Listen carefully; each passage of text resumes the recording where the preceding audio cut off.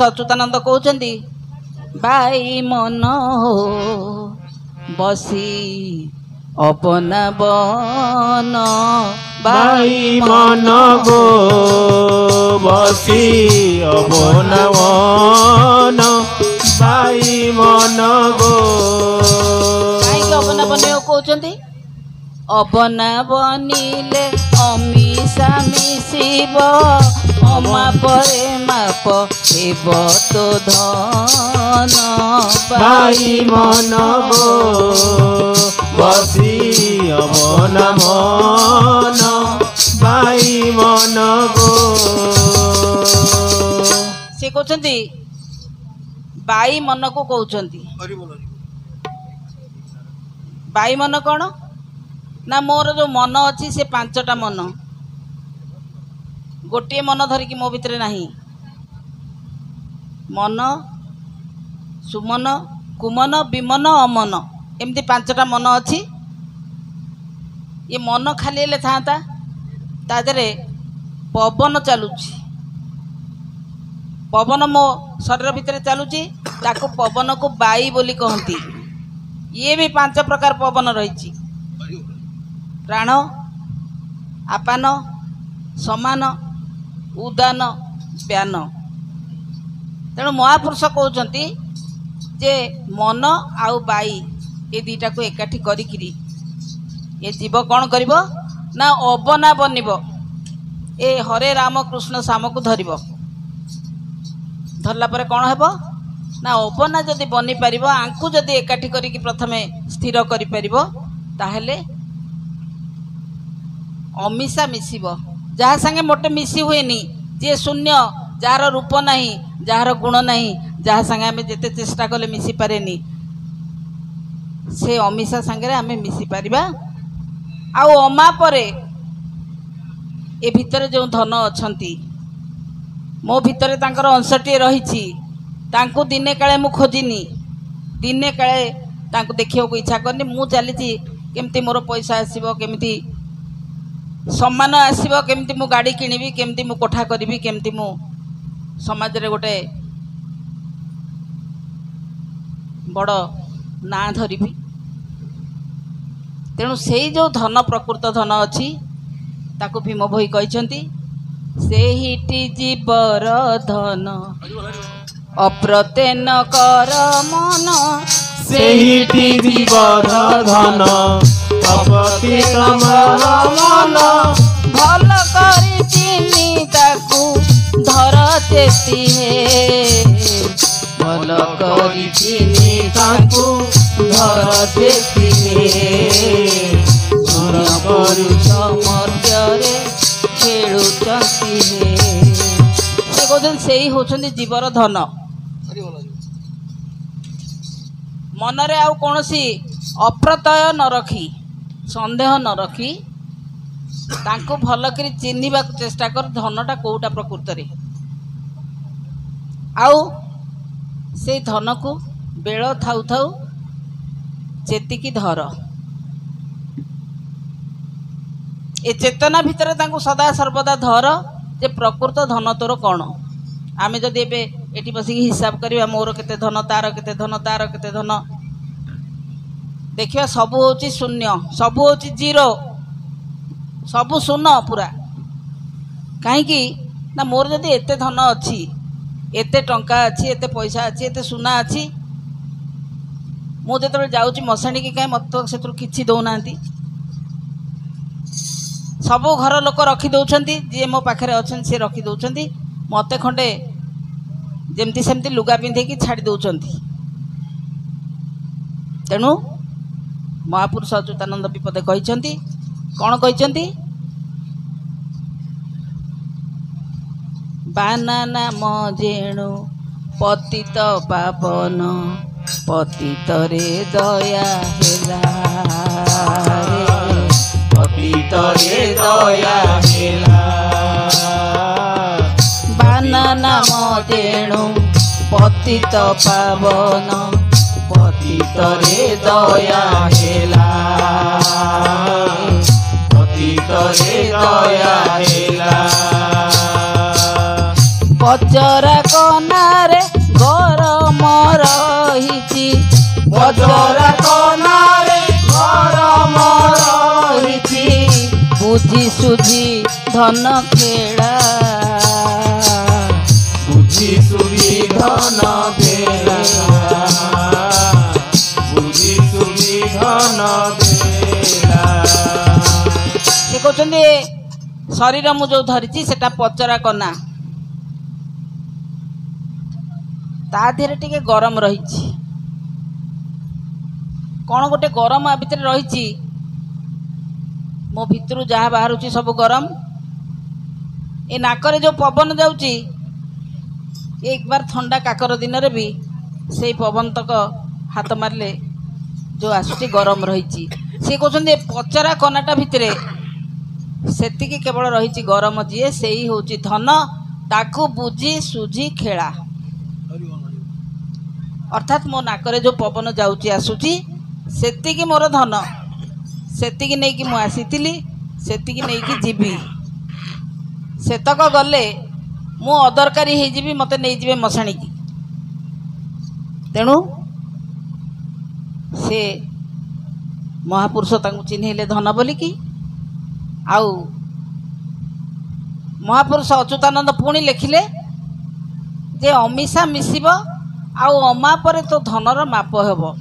ତୁ ଜାଣିପାରିବୁ ସେ ଧନ କେମିତି କ'ଣ। ତେବେ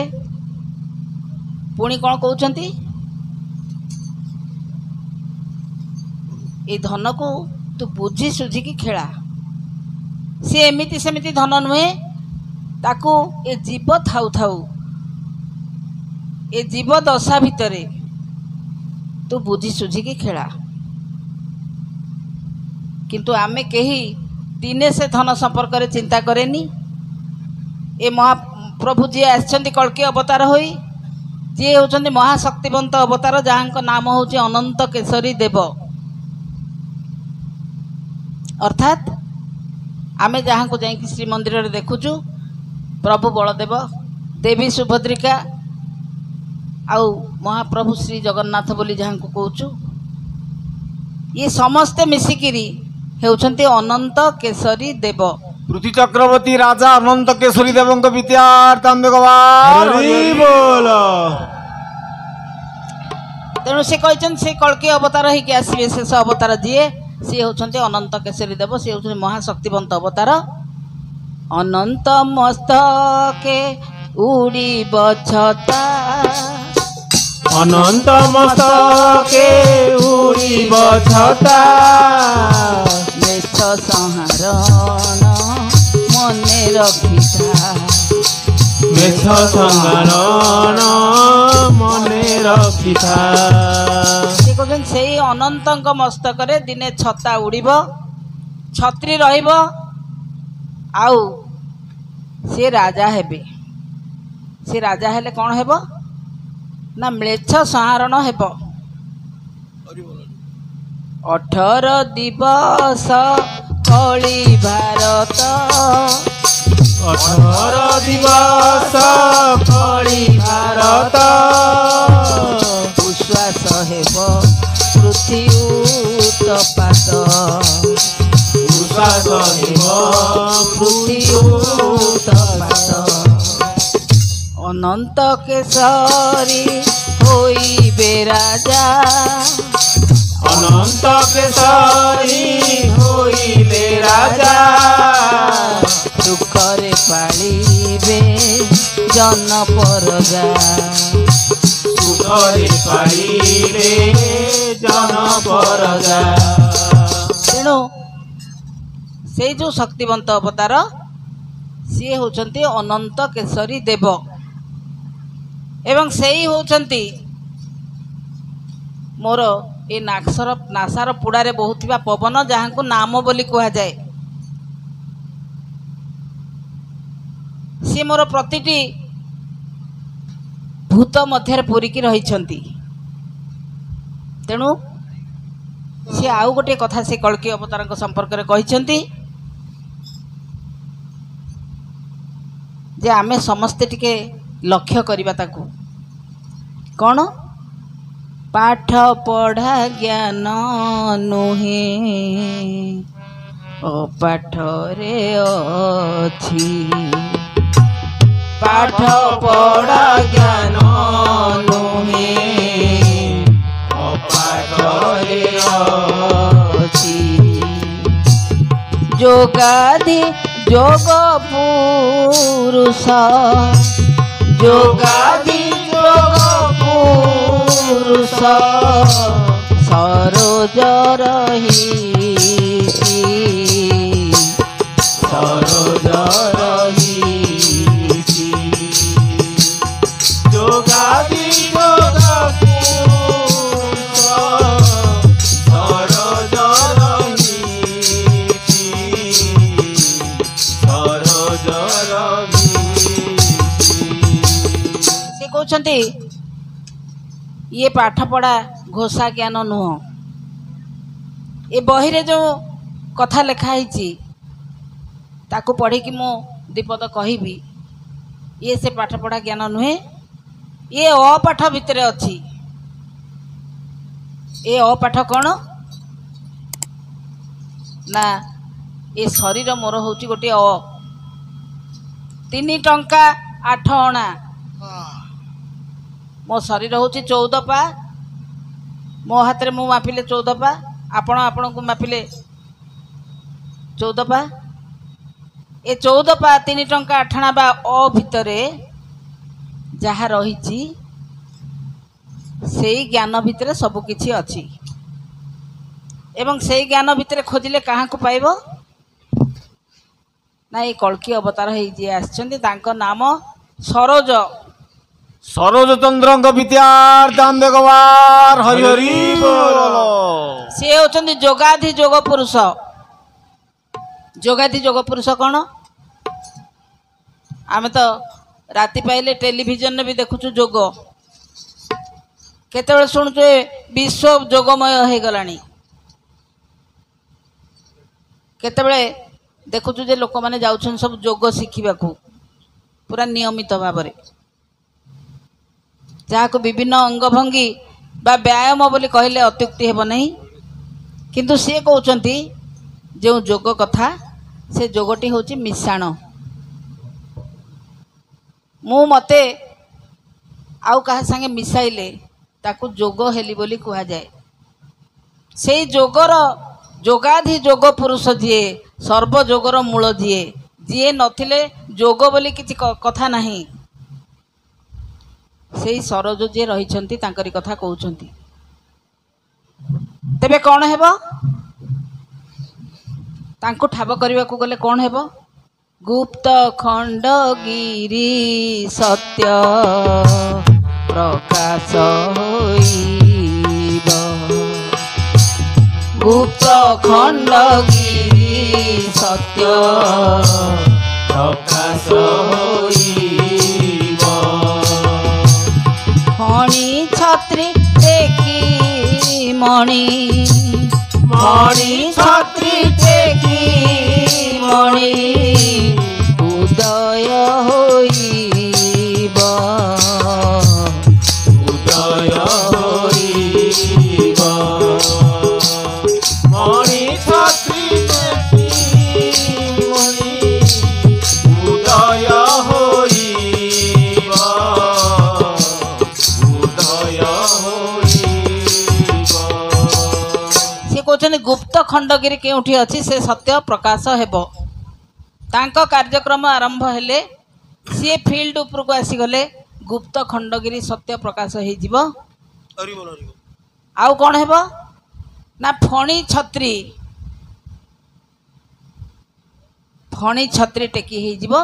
ଆଉ ସେ ଫଣିରେ ମଣି ଉଦୟ ହେବ ତେବେ ଏ କଥା ହେଲେ କ'ଣ ହେବ ବ୍ରହ୍ମ ନିରୂପଣ ଭେଦ ଏମନ୍ତ ସ୍ୱଭାବ ବ୍ରହ୍ମ ନିରୂପଣ ଭେଦ ଏମନ୍ତ ସ୍ୱଭାବ ଅଣରୂପ ବ୍ରହ୍ମ ଭେଦ ଅଣରୂପ ବ୍ରହ୍ମ ଭେଦ महिमा मन्त महिमाए मन्त अणरुक भेद महिमा अनन्त महिमानन्त से कहते ब्रह्म निरूपण भेद एमंत स्वभाव ब्रह्म को निरूपण करवा तांको कलना करवा तांको ठाब करवा भारी मुस्किल कहीं सी संपूर्ण शून्य संपूर्ण निशब्द संपूर्ण निर्गुण किंतु ए सरोजक जरिया केमती ब्रह्म निरूपण हेब ना अणरूप ब्रह्म भेद से अणरूप को धरी ब्रह्म का निकट रे केमती पहुँची हुए ये एकाक्षर तत्व जरिया से ही कहिबे तेबे तांकर कौन हेतिबो शून्य मठ शून्य बाना शून्यात जात शून्य मठ शून्य बाना शून्यात जात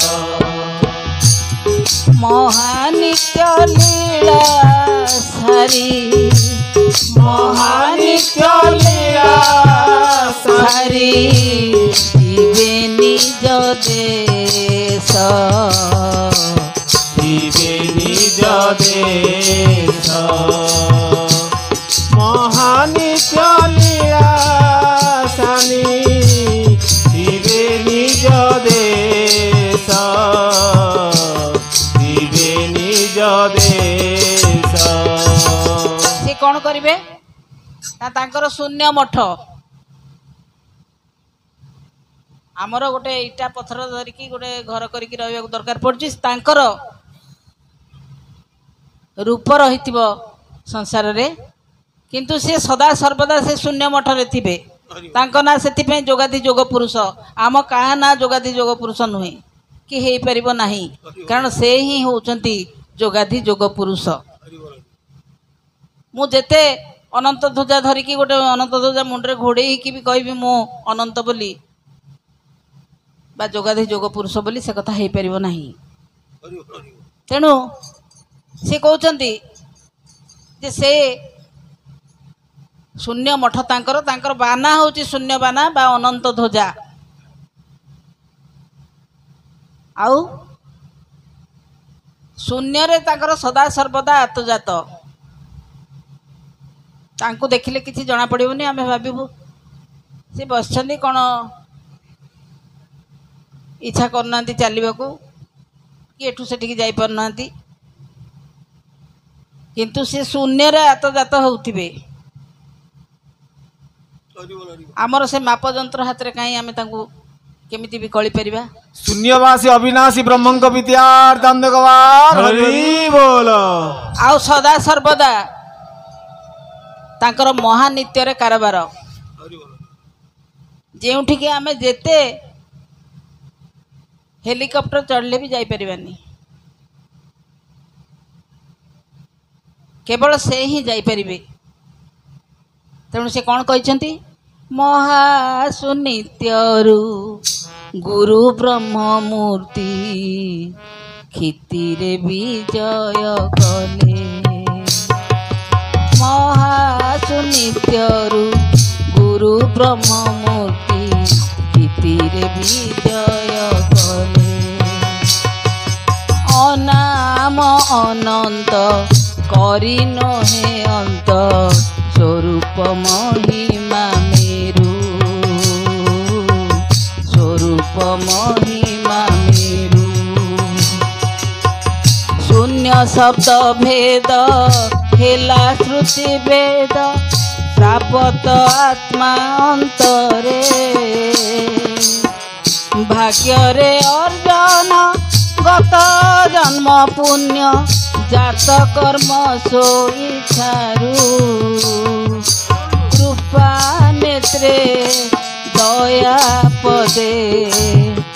নবজ্যোতি গুণে নিষ্কামরে নরসিংহ সদা গহণরে নিষ্কামরে নরসিংহ সদা গহণরে সদা গহণরে মহাସୁନିତ୍ୟରୁ ଗୁରୁ ବ୍ରହ୍ମମୂର୍ତ୍ତି ଗୀତିରେ ବିଜୟ କଲେ ଗୀତିରେ ବିଜୟ କଲେ ମହାପ୍ରଭୁ ଗହଣରେ ଠୁଳ ହେଲେ ସେ ଗହଣରେ ଠୁଳ ହେଲେ ଗହଣରେ ସ୍ଥୂଳ ହେଲେ ଗହଣରେ ସ୍ଥୂଳ ହେଲେ ତେଣୁ ସେ ଗୋଟେ ସ୍ଥାନରୁ ଆସିଲେ ତାଙ୍କ ସ୍ଥାନଟି ଯେଉଁଠି ତାର ନାମ ହେଉଛି ମହାସୁନିତ୍ୟ ଅର୍ଥାତ୍ ନିତ୍ୟ ଉପରେ ମହାନିତ୍ୟ ତାର ଯେଉଁ ମଧ୍ୟସ୍ଥଳ ରହିଲା ତାକୁ ମହାସୁନିତ୍ୟ ବୋଲି କୁହାଯାଏ। ସେ ମହାସୁନିତ୍ୟରୁ ନିଜେ ଗୁରୁ ବ୍ରହ୍ମ ଏ କ୍ଷିତିରେ ବିଜୟ କଲେ। ସେ ହେଉଛନ୍ତି ଅନାମ ଅନନ୍ତ, ତାଙ୍କ ସ୍ୱରୂପ ହେଉଛି ମହିମା ମେରୁ। ତାଙ୍କ ସ୍ୱରୂପ କ'ଣ ନା ତାଙ୍କ ସ୍ୱରୂପ ହେଉଛି ସିଏ, ତାଙ୍କୁ ଆମେ ଧରିପାରୁନୁ, ଦେଖିପାରୁନୁ, ଜାଣିପାରୁନୁ। ତାଙ୍କ ସ୍ୱରୂପଟି ହେଉଛି ମୋ ନାସାର ଦୁଇ ପୁଡ଼ାରେ ନାମ ହେଇକି ବହିଯାଉଛି, କାରଣ ସେ ମୋ ଭିତରେ ଅଛନ୍ତି। ତାଙ୍କ ସ୍ୱରୂପ ଭାବରେ ମୁଁ ତାଙ୍କୁ ଦେଖିପାରୁନି, ତାଙ୍କ ସ୍ୱରୂପ ଭାବରେ ଏ ପବନ ବହୁଛି ମୁଁ ଜାଣିଛି। ଆଉ ଏ ପବନ ବନ୍ଦ ହେଲେ ମୁଁ ଜାଣିଲି ସେ ଗଲେ, ଆଉ ମୁଁ ବି ମଶାଣିକୁ ଚାଲିଲି। ତା ପରଦିନଠୁ ମୋର ଏ ରୂପ ଦେଖିବାକୁ ମିଳିବନି। ତେଣୁ ସେ କହୁଛନ୍ତି ତାଙ୍କ ସ୍ୱରୂପ ମହିମା ମେରୁ। ହଠାତ୍ ଶୂନ୍ୟରୁ ଗୋଟେ ଶବ୍ଦ ହେଲା, ଆଉ ତାଙ୍କୁ ଅନୁଭବ କରିବାକୁ ଆରମ୍ଭ କରାଗଲା। ତାଙ୍କ ଶୂନ୍ୟ ଶବ୍ଦ ଯୋଗେ ଚାରୋଟି ବେଦ ବାହାରି ପଡ଼ିଲା। ସୃଷ୍ଟିକର୍ତ୍ତା ବ୍ରହ୍ମା ଚାରୋଟି ବେଦ, ଯାହାକୁ ଅବନା 8 ଅକ୍ଷର ବୋଲି କହୁଛନ୍ତି, ସେଇ ହରେ ରାମ କୃଷ୍ଣ ଶ୍ୟାମ, ସେ ହେଉଛି ଚାରୋଟି ବେଦ। ତାକୁ ଅବସ୍ଥାପିତ କଲେ ତାଙ୍କୁ ଧରି ରଖିବା ପାଇଁ। ଆଉ ତାପରେ କ'ଣ ହେଲା ନା ସିଏ ଦେହ ଧରିଲେ, ରୂପ ଧରିଲେ, ଆଉ ନିଷ୍କାମରେ ଗୋଟିଏ ଅତି ନିଷ୍କାମ ମୂର୍ତ୍ତି, ଯାହାଙ୍କର କୌଣସି କାମନା ନାହିଁ, କେବଳ ଆସିଛନ୍ତି ସେ ଶୂନ୍ୟଙ୍କ ଆଦେଶରେ ରୂପ ଧରିଛନ୍ତି। ଶୂନ୍ୟ ନିଜେ ରୂପ ଧରିଛନ୍ତି।